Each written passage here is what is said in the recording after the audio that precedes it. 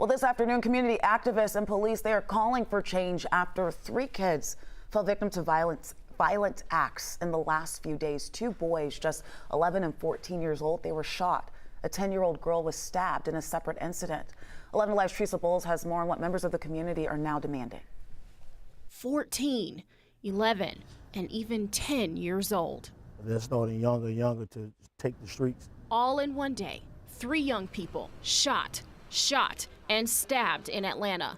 Community activist Dr. Travis Barber can speak to recent violence because he's constantly working with school-aged, at-risk youth in the city. If your kid doesn't have a gun, 9 times out of 10 going to be in the vicinity of it, someone that does.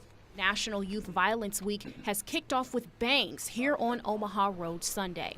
2 middle school-aged boys are recovering from gunshot wounds. Councilmember Michael Julian Bond questioning Atlanta Police Deputy Chief Charles Hampton about what's going on.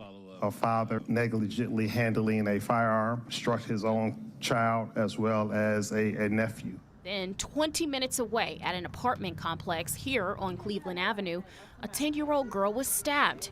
Hampton maintaining that crime is improving. The crime rate, we're at 2%, so that is a 9% decrease. Violent crime is down. In my community, that's a lie. Violence is up.